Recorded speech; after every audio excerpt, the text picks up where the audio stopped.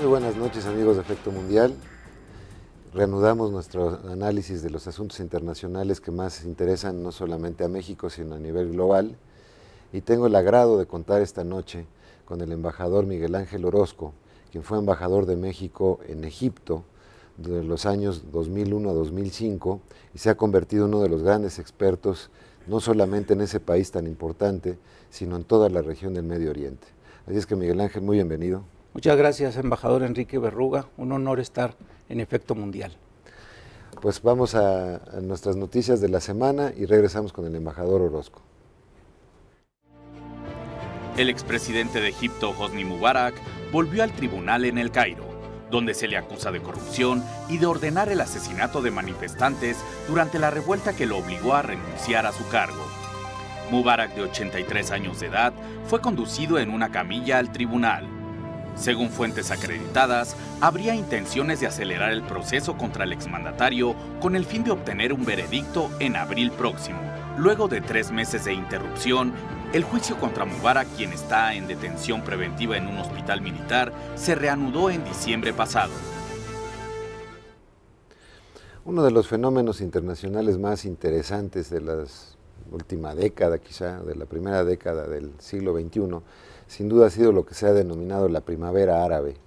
Y el epicentro de esta primavera ha sido precisamente el Cairo, en donde un levantamiento popular totalmente espontáneo por parte de la sociedad civil de ese país, en un país que no tiene una tradición de militancia política como la podemos conocer en México o en muchos países de Occidente, pues de pronto se convirtió en una suerte de oleada que inició, como saben todos ustedes, en Túnez, con la muerte de un joven que se inmoló rociándose de gasolina, y de ahí su movimiento, digamos, su lucha, prendió no solamente para derrocar al líder, dictador, déjenme llamarlo así, de Túnez, de más de 30 años de ejercicio en el poder, sino que de inmediato corrió como pólvora por toda la zona y llegó pues primariamente a Egipto. ¿Cuál es tu interpretación, para empezar por el principio, de una sociedad pues sí tan cerrada, con un mandatario como Mubarak, que llevaba prácticamente 30 años en el poder, despolitizada, porque pues era precisamente la intención del Estado despolitizar? ¿Cómo se da esta erupción social? ¿Cómo sale? ¿Era una cuestión latente en la sociedad egipcia? ¿Es algo que tú escuchabas como embajador de la gente, ya un fastidio profundo? ¿Cómo lo valorías la gestación de este movimiento de la primavera árabe? Efectivamente, en Egipto, la situación política social venía presentando ingredientes complejos, dado que Mohamed Hosni Mubarak, llega al poder luego del asesinato de Anwar el-Sadat, quien firma la paz con Israel. Esto fue en 1981. Fue reelecto 5 veces, pero en un sistema constitucional muy curioso, porque él seleccionaba a los diputados de la Asamblea y a los senadores de la Shura, y luego ellos lo elegían, no era un voto directo.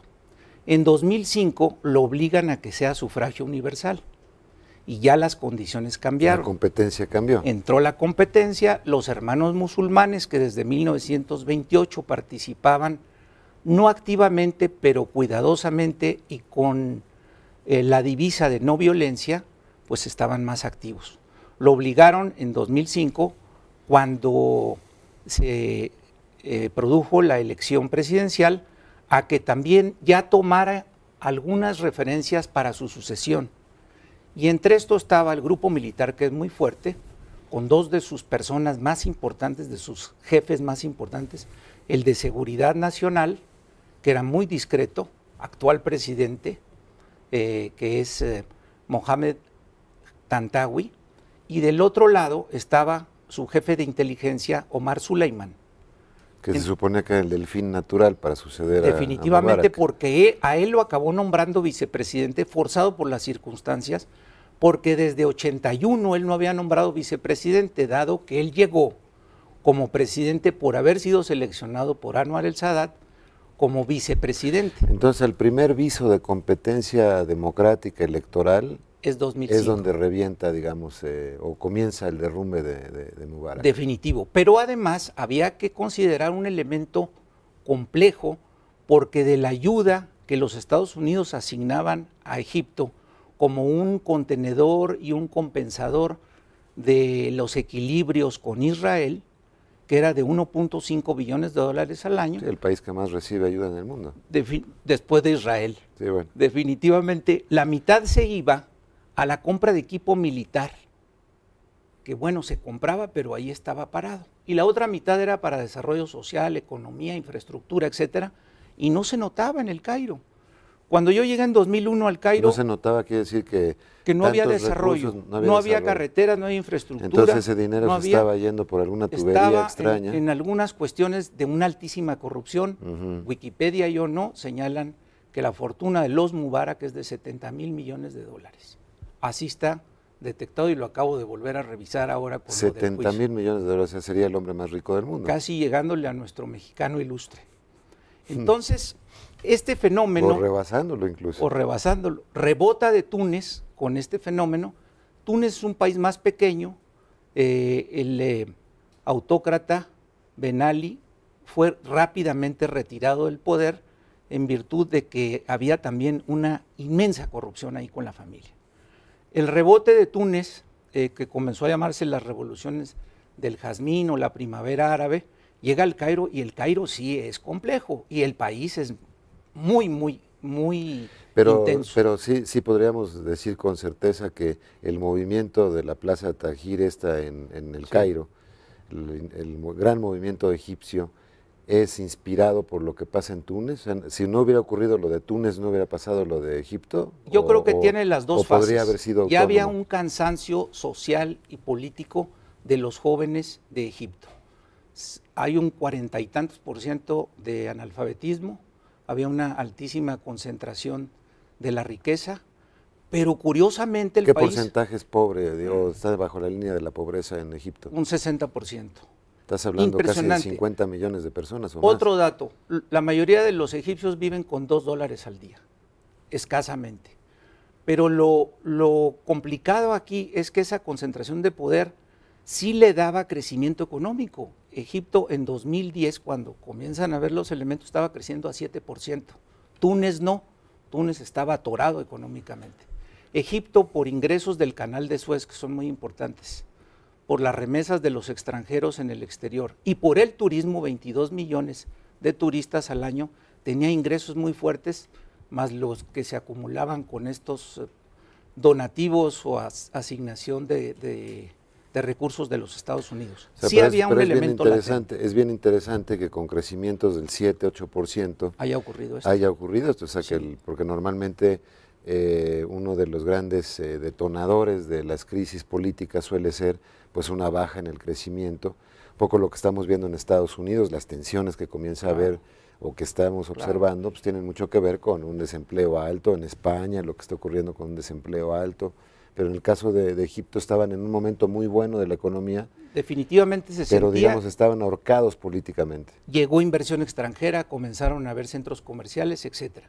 Ahora, no se entiende ni Túnez, ni Egipto, ni lo que pasó en 6 países de 22 que integran el mundo árabe, si no nos vamos poquito atrás a la historia, en 1916, con un acuerdo Sykes-Picot, de Sir Mark Sykes y de George Picot, inglés y francés, para distribuir el Medio Oriente, que es el término que usa Naciones Unidas, que tu embajador conoces muy bien, porque Próximo Oriente lo usa la Real Academia Española.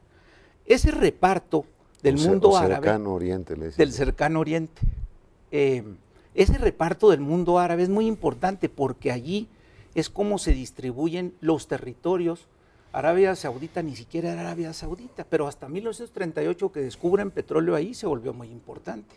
Irak era protectorado de la Gran Bretaña, se vino el reparto, Siria y Libia fueron para Francia, por acá Gran Bretaña se quedó platicando con Egipto y se quedó con Palestina, que luego se vino muy tormentoso, y también después de 1916 vino la declaración de Arthur Balfour, en la que decretan que puede llegar el Estado de Israel.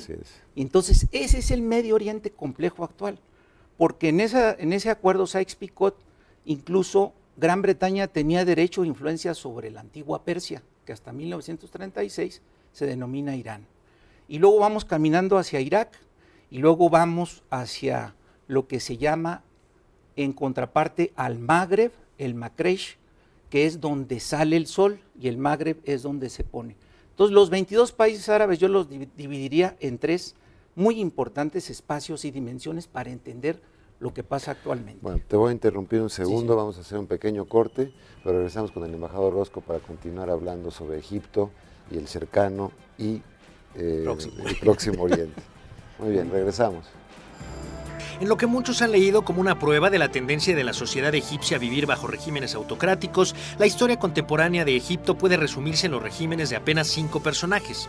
El rey Farouk, que gobernó ese país del norte de África desde su independencia de Gran Bretaña en 1936 hasta 1952, fecha en la que un golpe de estado dio inicio al gobierno nacionalista de Gamal Abdel Nasser, que duró hasta su muerte en 1970, momento en que fue sustituido al frente de los destinos de Egipto por el general Anwar el-Sadat, cuyo gobierno llegó a su fin al ser asesinado por extremistas árabes durante un desfile militar en 1981, dando paso a la larga dictadura de Hosni Mubarak, recientemente derrocada por las protestas populares de la primavera árabe. Finalmente, el quinto personaje en dirigir Egipto es el mariscal Mohamed Hussein Tantawi, que desde la caída de Mubarak del poder preside al Consejo Supremo de las Fuerzas Armadas, que al menos oficialmente está conduciendo la transición democrática egipcia y celebrando elecciones que en teoría conducirán al antiguo país de los faraones finalmente a una realidad democrática.